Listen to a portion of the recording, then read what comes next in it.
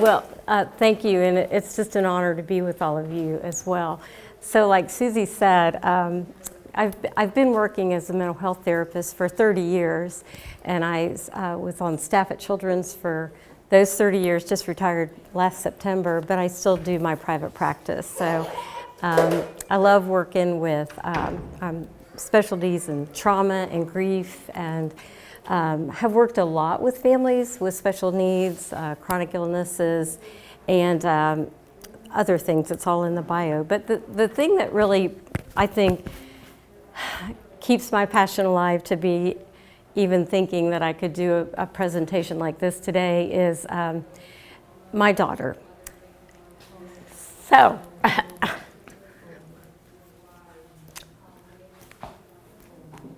sorry, I'll get it in a minute. 1978, long time ago, wasn't it? So 1978, we didn't have ultrasounds, we didn't have all the fancy stuff we have now. So my little one was born. I kind of suspected things would be wrong. Had a very difficult pregnancy. She was 3 weeks overdue. Can you believe they let you go 3 weeks overdue back then? Now that anybody would suggest you go 5 days overdue, you're in trouble. But so when she was born, it was obvious that there were some problems. And so I won't go into all the battery of tests that we had, but basically my daughter was born with partial brain development. They could never figure out why, especially in 1978, because I was clean as a whistle. I was a real square kid, never even inhaled marijuana, never did drugs. I was holistic before it was cool. We had our own garden.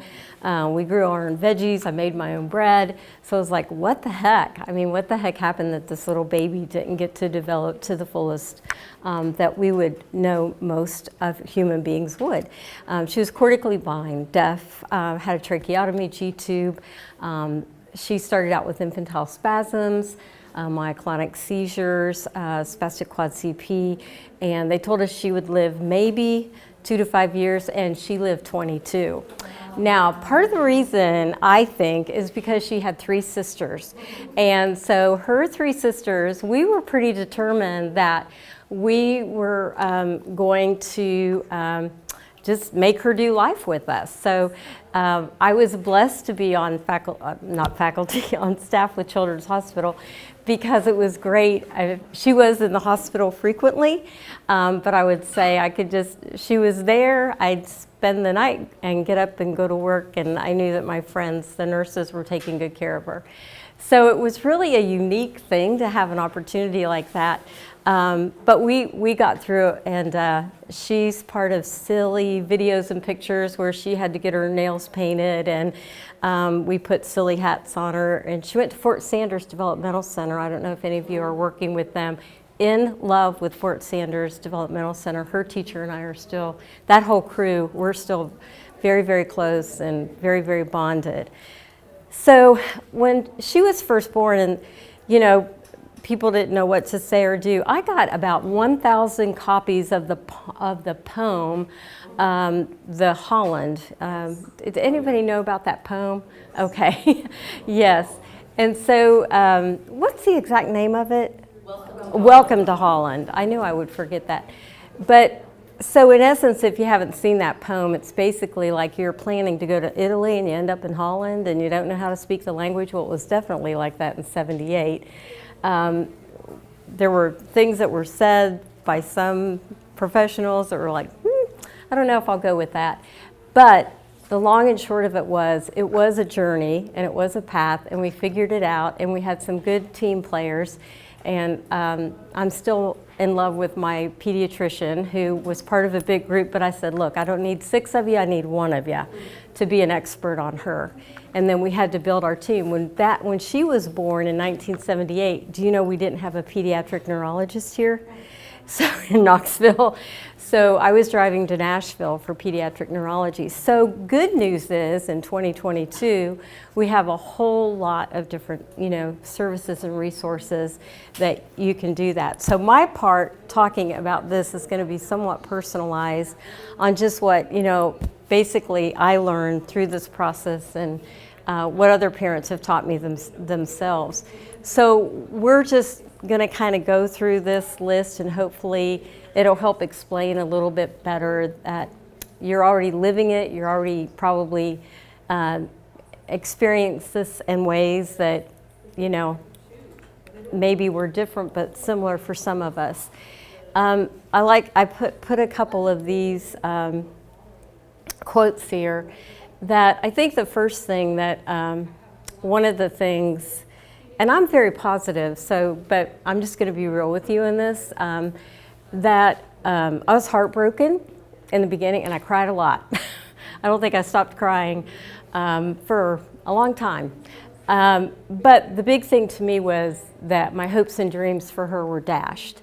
I was like, what do you mean? I mean, she's like, one by one I would go, she's not going to ride a tricycle, she's not going to be able to hug me, she's, you know, I would go through the list. And so although there's hope, and I'm very positive about the hope and healing, I think the grieving is just a natural part of this, and it's okay to meet ourselves where we're at in that. You know, there's just an important piece of that goes along with that. So when we kind of look at the diagnosis, now the difference for, again, some of us may be that we have a lot more that you may know before your little one is born. But again, in '78, we didn't know anything. I mean, we didn't find out anything.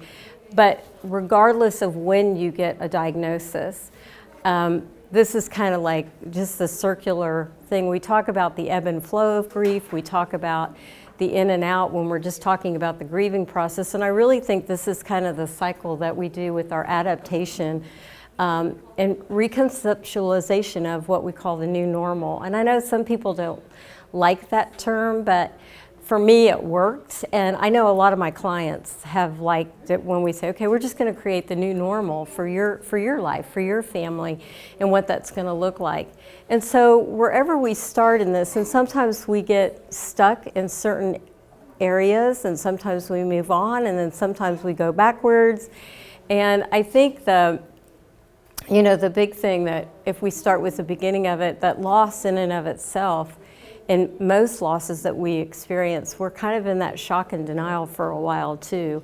You know, I kept trying to figure out that maybe someone hadn't thought of something. My pediatric neurologist originally was the head pediatric neurologist at Children's Hospital in Columbus, Ohio, which is now Nationwide Children, David Bachman, who was phenomenal. He was great. So if you can imagine this brilliant man who had this incredible training, and I would take my stacks of paper into him and all the articles I had read. And one of my friends was a physician, would let me in the medical library at the hospital because it was a big deal to get in the medical library, and I wasn't a doctor. And I would research things, read about myoclonic seizures, infantile spasms, and so then I would have an appointment with Dr. Bachman, and I would take it in, and I'd go, oh, have you heard about valproic acid, and oh, have you heard about this? And he would just sit there, he never insulted me, and he goes, you're a great researcher. You know, I have heard about that, so, but you know, never made me feel insulted. But part of that was kind of like what I had to do to try to make sure that everybody was trying to figure out what to do, you know, that we weren't missing anything for her. Went through a heavy thing of blaming myself. Unfortunately, a neurosurgeon made a comment that I'm not going to repeat, but he was very detached from it, and so he made a comment. And that kind of stuck with me for a while, and I really had to work through that to kind of like say, okay, what part of this is mine, or what part of this isn't? And actually, there was nothing. I mean, sometimes mishaps happen in the womb, and it's kind of miracles that things work out as well as they do for most of the time. The worry and the fear, you know, we don't know what's coming next, right? So what's going to happen to this little person? How much can they endure? How much medicine can a little body metabolize? What's the side effects going to be? We had to give ACTH injections 4 times a day. I had been in nursing school prior to her birth, so I did know how to give injections, but it's another thing to give it to your baby. I would freeze when I had to do that. So just things like that were just, you know, had to kind of work on. Isolation kind of comes up in a unique style, not so much maybe that I was ashamed as much as I was just so sad. And it was hard to see my friends who had also given birth. There was about 3 of us that were pregnant together, and their babies were great and doing great. And our baby was in the hospital, and we were having all these problems. And then I went to the cave. And I don't know if any of you ever go to a cave, but I talk about a cave even with my clients, that when we kind of have to retreat, because we're just emotionally zapped and we're emotionally overwhelmed and we're very sad, so we kind of draw inward. And what I always I had to learn this, but now what I remind my clients is it's okay if you go to the cave for a while to kind of have some respite, but make sure you make it a comfy place. Don't make it a punishing place. Don't get lost in any kind of, kind of putting yourself down or anything like that, or blaming yourself, but more about, are you going there for a respite, and what do? You take good tools in when you do go to the cave. So that's kind of the cycle that that I see that most I know I went through, and many of the people that I've worked with have done that. I want you to know too, if you have questions or anything, just jump out there with them. Can you guys hear me okay? Okay. Oh. Am I pushing this at the wrong place? Push the middle button? Yeah. Maybe the computer is asleep. I'm probably not pointing it at the right place.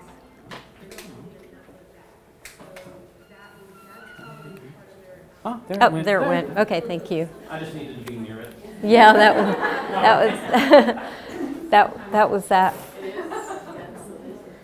was actually it. And then just again, kind of navigating the feelings and emotions that go with that. Of course, we're going to be overwhelmed with all of that. And, when it comes to fear, I didn't know if I was more afraid of what was going on in the moment. That could be pretty frightening, but also of the unknown. And that's pretty typical for any of us. I mean, what's going to come?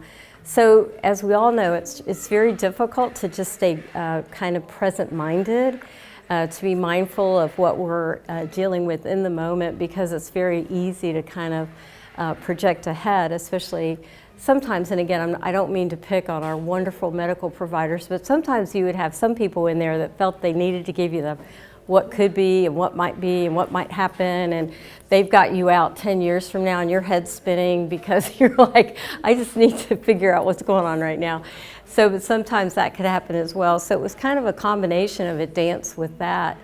The one thing that I like to bring up about fear too, and again, because I just kind of live in the world of trauma all the time with my clients, is that when we're in a persistent state of fear, our limbic system is going to help us out, and it's going to charge us up to be in the fight or flight. So we're going to kind of be living in that fight or flight. So my body's going to be surging with those stress hormones and that cortisol and that adrenaline. And I'm going to be like this, and I'm going to be a motor, and it never feels like it's going to turn off. And I'm going to be talking faster, and I'm not going to be able to sleep at night, and I'm not going to really be able to relax, and I'm going to go. And so sometimes it also will manifest itself like that. But sometimes we look so able and competent because we're doing 3,000 things a minute. And then sometimes somebody has to remind us to just, kind of like, okay, come here and sit down with me for a minute, or let's go take a walk together, because that fight or flight kind of keeps us churned up in the stress reaction in the body. So somatically, that body's going to communicate with us as well as what we might need as far as that goes. We've talked about the what ifs and then what. I always had to finish that sentence. Somehow that finished me. That would help me to finish that. It would be like, okay, what if? And then I had to play it out. And then I would go, okay, I identified it. Dr. Dan Siegel says you got to name it to tame it. And that became one of my favorite sayings, because it was like, okay, I've named my worst fear. Now what are you going to do about it? What are you going to do about it, PJ? And most of the time I'd have to say, well, probably nothing today, because I can't do anything about that, because that might be in 10 more years, but at least I named it. And that kind of helped me. So that was really a good one to hang on to. The guilt, blame, and shame,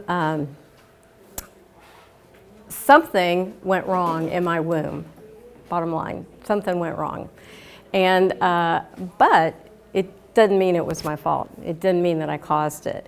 And so I think a lot of times that when we're getting test results, and I want to be very, very sensitive to this, is whatever language is used, we know that 70 to 90% of our language is nonverbal, right? So sometimes it's the way they,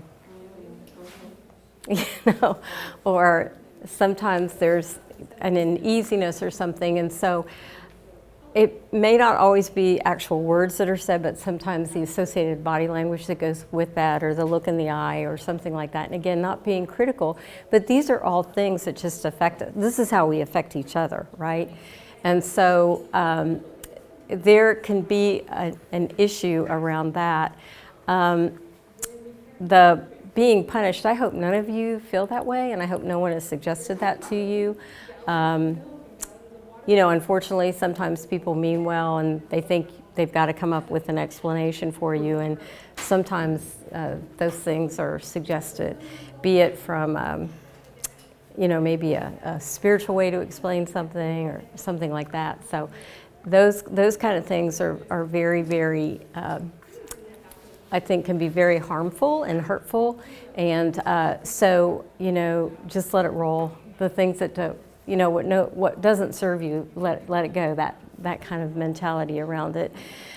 Depression and anxiety, there's situational depression, of course, with things like this, but we know that a prolonged state of that sadness, not just feeling blue, but sadness, that would last over a period of time where there's really more hopelessness, feelings of emptiness, lack of motivation, then we start looking at more a clinical depression or a clinical anxiety. But I think it's helpful to remember that some of these things are situationally going to charge a depression or anxiety, but again, if it's prolonged and losing that ability to really accomplish a task or focus, what might warrant more help in that way. I like to say that denial and anger is a valuable first step because that anger fuels us. It fuels us, and sometimes it gives us the energy that we need to kind of say, no, I think I am going to go for that second opinion, or I am going to make another call, or I'm not going to settle for what is being said. And so I think that sometimes it helps us to also kind of know that for a while it's okay. Very early on, again, I think people mean well when, there were many people that, might come in and remind us that we don't want to be angry or bitter. Well, we know that. I mean, I don't think anybody sets out for that to be the goal, but it's a valuable tool at times as well. The faith challenges that we could talk a long time about that based on whatever your belief system is and whatever you believe is right, fair, just in a spiritual way or a faith perspective. Those can also be challenged. I would say that probably better than 85% of the people that I see in my office, we're dealing with spirituality. We're dealing with a faith issue, because when you have a certain belief system, and you believe that maybe things will be responded to, that the needs you have or something, and it's not, then that can be a real challenge as well. And empowerment, we love that word, don't we? I think the first speaker this morning was using the word encouragement, right? So we like the E words around here, right? So empowerment was, I think as we work through this, and we visit it off and on, and we go in and we go out of it, that we learn something more about ourselves. We learn that, that we have the ability oftentimes to withstand more than what we thought. I tell my clients all the time, you can do hard. We can do hard. We can. And so we don't want to do hard, but we are amazed at sometimes at what we can. When we're talking about some of the feelings and emotions, those are pretty obvious. We talked about some of the loss of the expectations, the dreams that we have for that child. Doesn't mean that the dreams can shift and change, but maybe that fixed dream, when we're anticipating the birth of a child, we have that dream child, what they're going to look like, what they're going to do, everything that we're going to do with them. And so there's a vision, kind of like an imaginal vision that we hold, that kind of gets altered. And so how we meet ourselves in that as well. One of the big ones, and I don't remember if I ever read this anywhere, but I sure learned it as a parent, was that loss of spontaneity. You could not go anywhere, or I couldn't go anywhere very quickly without taking oxygen, the portable suctioning, the G-tube feeding stuff. So you kept one bag that was just kind of packed all the time, and then you had the second bag that you added to for the other supplies you might have. And again, my daughter was different because we had a lot of medical stuff. And I know that everybody in here has a different story and there's different circumstances, but that still, it still plays out differently, that we might have to think about, where are we going? How long are we going to be there? How many people are going to be there? Is the space going to be able to handle what my child might need? Is there going to be too much stimulation? Is there going to be too loud? I mean, do we have the noise canceling, apparatus that we need? So all of those things, I think too, those are some of the things that are subtle that I don't think you really find out about until you run into it. That it's like, oh gosh, yeah, this is not like when I just could pick up my 3-year-old, and my oldest one was 3 when Little Bit was born. And so, it was like, oh yeah, it was great, potty trained, we went. So then we were like, okay, now we've got like 6 bags and we're just gonna figure this out. But we did, we got there. But that loss of spontaneity, that was kind of a biggie for me as well. As we've talked before a little bit about the diagnosis and medical terminology, now it's great because you can Google everything, but that can also be a curse. It's like, that can be the most dangerous thing you do. But one of the things, and we were so big about this at Children's Hospital, and a lot of times I'd be in a room when physicians would be talking to a child. I worked primarily in the end with pulmonary services. So they're using terms, and I would say, do you know what she means? Do you know what he means? Because so often, I think the professionals, especially all of you in this room, are very sensitive to that, but we've got to be careful the big words we use and the terminology that we use, that we take time to understand it. So I always would tell parents to have your notebook ready, take your notes, write your questions down before they come in. And so that way too, then you make sure that, not in the moment, but other times when you're not as stressed, when they're standing there and acting like they have 2.5 minutes for your visit, that you'll have the time to do that. The one thing about home-based therapies is wonderful, isn't it? That especially with COVID, that was really great. But I guess I was a little bit of a brat because I kind of resented that I had to invite all these strangers into my life. So I was a little bit of a brat. I mean, I was not, rude to them. I appreciated their help and I loved that they were there to help us, but I was kind of resentful that I needed their help. Like I said, I'm just really honest about what that process was like in the beginning. And so I kind of had to work through that. And there were a few great therapists that work with, and I said, I love you, but I really can't stand the fact that you have to be here. And then we both laughed and cried and held each other and became, we're still best friends today. Because it was like, yeah, I just really don't want you here, But it was so good to be able to have a professional that I could just be authentic with and say that. And it helped us to make over, kind of move on past that and understood what that was about. Home care, again, I know everybody has different needs in this room, but we had a tremendous load of home care to learn. Even though I had been in nursing school, I didn't know everything, and it's different to do it on your own child. To suction a trach on your own child is different from doing it on a patient.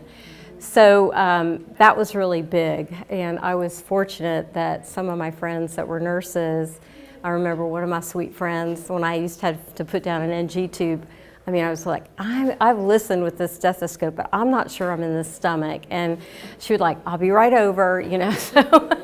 But, you know, just the things that you have to learn. And even if it's not that dramatic in the medical realm, it's like, what kind of behavioral patterns are you trying to establish in the home? What kind of routines are you trying to do?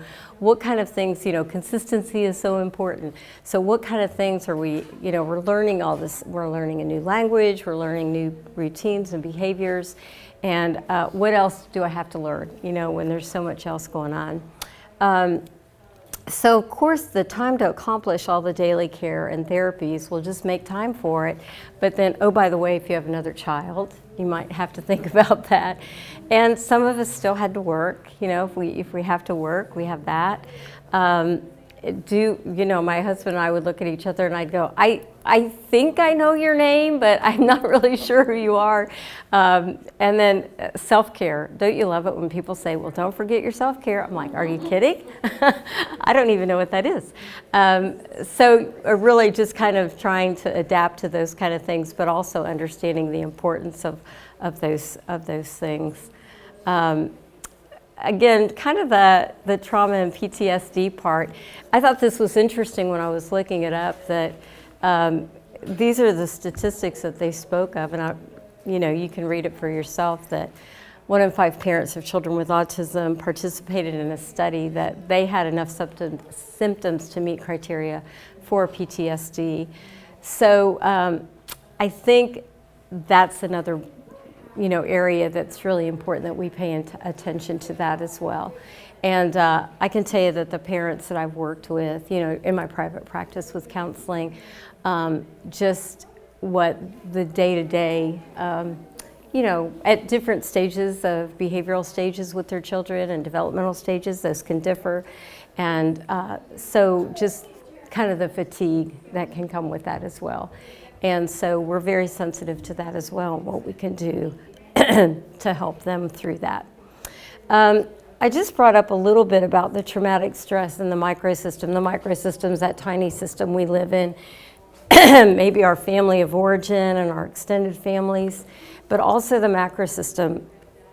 And I talk a little bit too about this because in the big world around us, I think we're doing better. I think we're doing better with acceptance, and but we can still be part of societal systems or cultural groups or religious affiliations. There can be all kind of issues that come up in these other pockets that are part of a macro system. And so they can make things sometimes a little bit more difficult. One of your macro systems is insurance companies as well, and the battles that we have to go through with insurance. And my goodness, I had reams of paperwork from when we had to, you know, appeal or something that we needed and they didn't think we needed it, or the older equipment wasn't broken enough, and you're going, well, it's not turning on. So things like that medical providers getting into offices. What do you mean you canceled my appointment? Because I had 3 different people lined up to help the other children, help to get my equipment in the car. You know, so all of these things that, again, maybe not all of it is intentional, but it's a big part of what we learn about. And we're like, oh my gosh, everything else, and now I have to learn how to navigate all these systems as well. Sometimes too, in our own little families, sometimes families, you know, are a little bit afraid too, aren't they? They might be afraid. Actually, I'll be honest, my family was terrified of my daughter.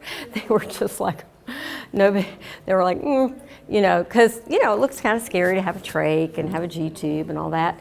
And, but we lived in 2 different states. They're all in Ohio, and we were down here. But things like that too, just even finding a babysitter. We didn't have babysitters, you know. If anybody helped out, it was one of the teachers at school or one of my nurse friends, you know, that would, you know, but we didn't go on vacations. But that was our choice. That was my choice, rather, I'll put it that way.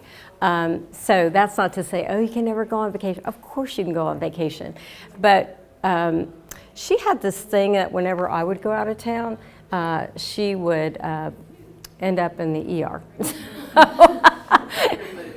So my friends would have to call me and go, I'm so sorry, but we're in ER. I go, okay, I'm on my way back. But I swear that kid would just know when I was not in town. She just knew, and it was like, sorry, you didn't take me. Get your sorry self back here. So yeah, she was kind of spoiled that way. But anyway, but she was wonderful. Look, I turned it off again. See how I did that again? It's not moving forward.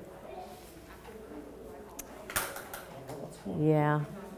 Yeah, you've got the magic touch. I do not.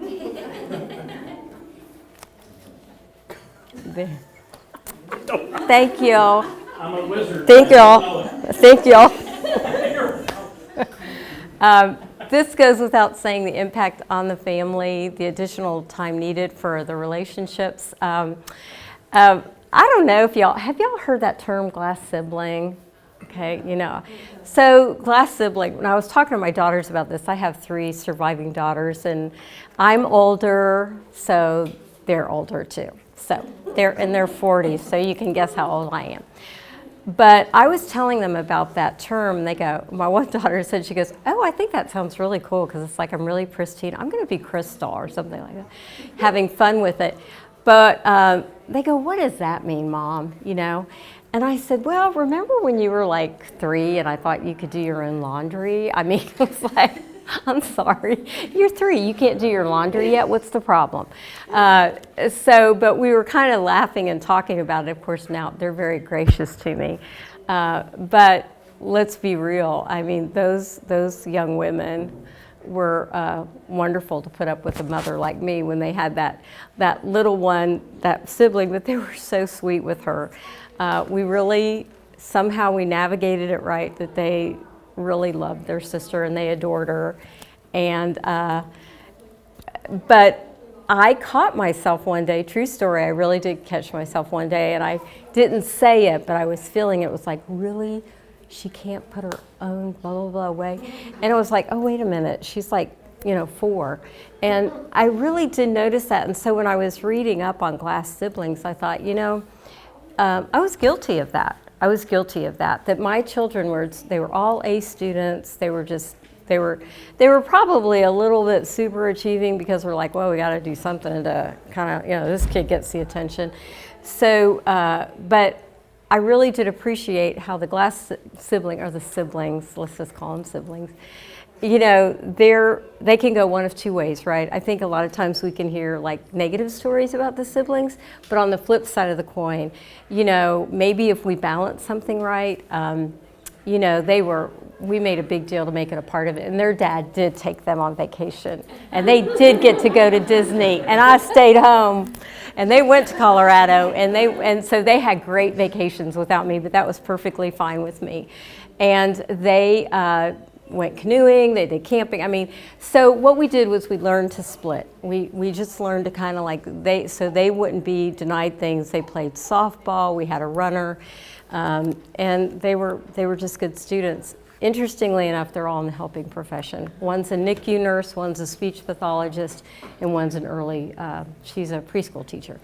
And so, maybe, again, now that's the what if when you jump 20 years ahead, when you go, because I had, again, I'm not bad-mouthing anybody, and this was Ohio, so this person wasn't here either, but told me all the, well, da-da-da-da-da is going to happen to your children and this and that.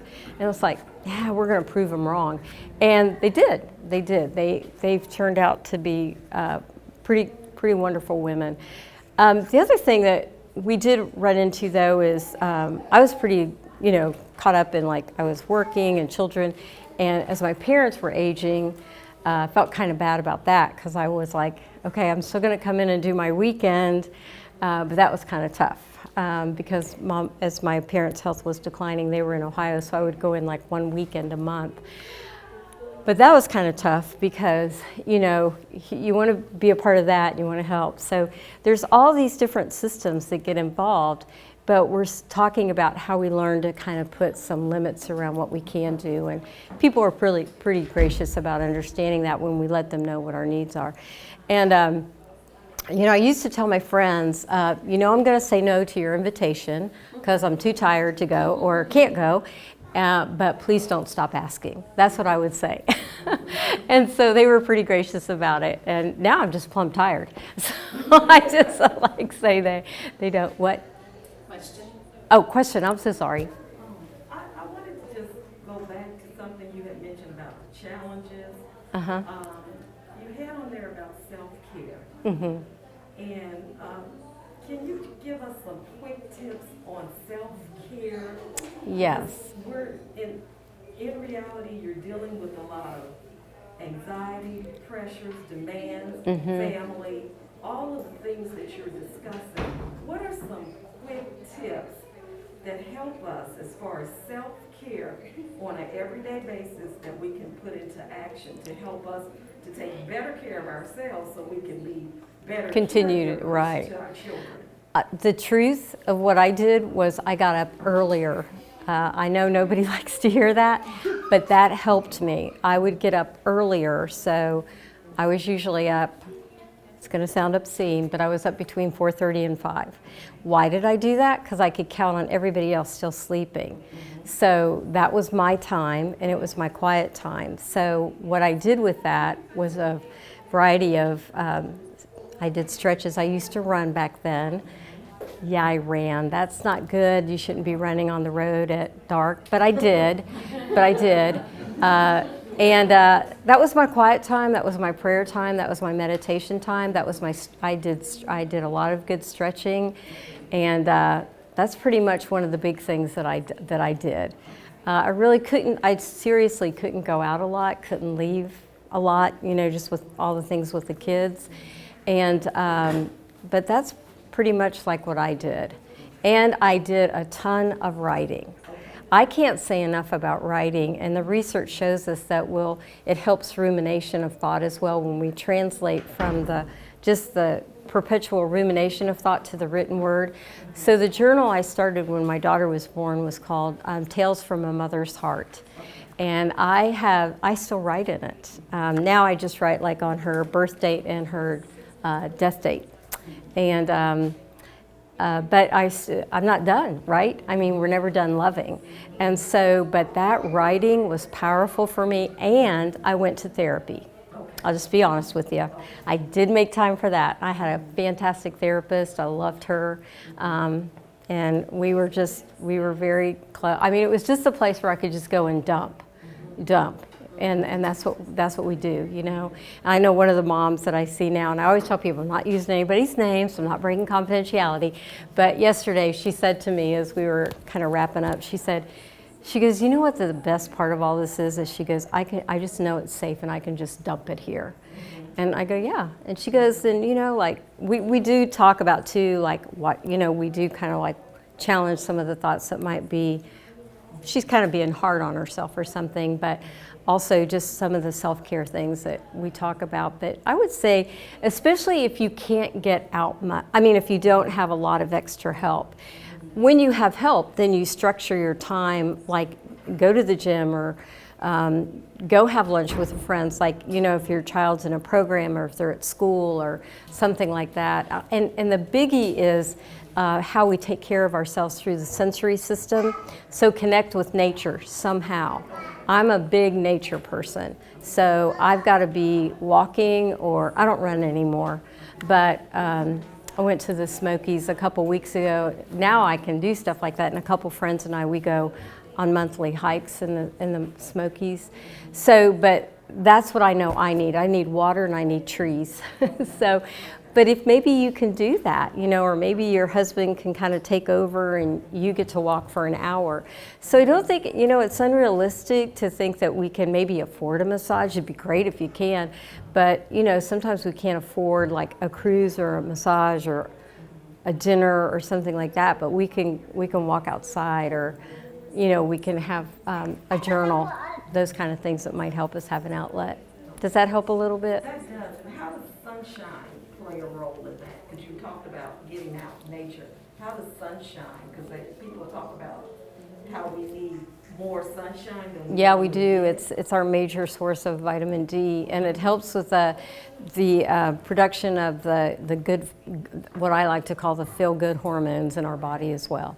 Because light, we talk about light therapy for people that have the seasonal affective disorders. Light therapy is a big part of that. So it's known to help your mood. So I think being out or have, like I always had all my shades up, everything is up. Tons of sunshine in my house. So things like that were helpful. Thank you. Yeah. I have a question. Yes. So I'm taking you back to what you mentioned earlier, that during your experience you did a little bit of research to understand the condition of your daughter. I want to know how the medical part of the research affected your emotion, and will you encourage somebody to continue to learn about the medical condition of the child? Let me make sure I understood your question correctly because I had a little trouble hearing it. Did you hear it, Susie? Yeah. Would you, after researching Uh-huh. all the medical side of your daughter's condition, would you recommend that emotionally for people to continue researching, or did you find that harder to cope? They never could figure out what happened to my daughter, so we lived with the symptom manifestations of, she didn't have a whole brain for whatever reason. She didn't get a whole brain. And so then we lived with the consequences of that. So most often the labels that she got, the medical diagnosis she got, was a descriptive diagnosis of the problem that she had from not having a whole brain, seizures, blindness, things like that. So I really couldn't keep researching per se because I didn't have a name. Cerebral dysgenesis. Okay, well that just gives you the definition of what that means. So I didn't continue on that. But I think what happens in our process, or this did for me and many people that I've worked with over the years, is we get to a point of aligning ourselves with what it is that we're living with our child. Some people don't like that term acceptance because they feel like, if I say acceptance, then that means I've accepted it, I'll never accept it. Well, find the word that works for you. I would say, I've really achieved a point of just being reconciled to this is the way it is, this reconciliation, or I'm just kind of like fully present with what we know and we're living in that. And I just got there. And I think I got there because I was true to my process. I was true to some of the things that we talked about earlier about some of this web of going in and out of when I would feel sad or when I was crying or when I would feel, lonely or upset about it. But, I just think it brings you to a place of acceptance or reconciliation, whichever word that you like better. So no, I really didn't keep researching it because I really didn't have a definitive diagnosis to research. I just had terms, medical terminology that gave a description of the resulting medical problem she had because she didn't have a whole brain. So I don't know if that makes sense. So that's part of what I'm saying. Now that we have to work where people throw everything on the internet, and you mentioned that. Yeah. And you find that you have this diagnosis, and would you say you want to learn more by going into the sources, or do you think that would be of a negative? I think it depends on who you are as a person. Remember, when I was doing my research, we didn't have the web. And so I literally was going to medical libraries and trying to look up articles on, okay, my daughter looks like this and she's doing that. And what is cerebral dysgenesis? And what is white matter and gray matter of the brain? And what matters and how does that affect somebody if they don't have enough of that? But I came to a point where I was just done. I was just like, okay, I've got as much as I can get. I had good when I got the right doctors involved, we had very good relationships and good dialogue. I think today in 2022, you're right. You can look things up on the web. I think you could make yourself sick. I could do that. I think you can read horror stories and you can go on and on and on with the research you could just really weight yourself down. The other thing that we've got to remember is that every child is a unique individual. And so you might have one child that has this diagnosis, but for whatever reason, they're going to have a different skill set than another child. So most of the time, and I know when I was on staff at Children's, because I worked with pulmonary and cystic fibrosis, well, that range of how someone with cystic fibrosis can do is extremely varied. So we would say stay off the web unless you're going to go to the Cystic Fibrosis Foundation, because that's going to give you accurate information. So again, I think you have to know your personality. If you're going to read, and it's going to just fill you with despair and hopelessness, then, you know, self-regulate that, kind of limit that, you know. But if you do it just to get some additional information, or a physician or a therapist says, hey, here's a good article that might help explain it, I think that's worthwhile, so you better understand it. But make sure you always process it with somebody. Oh, I'm running over, I'm sorry.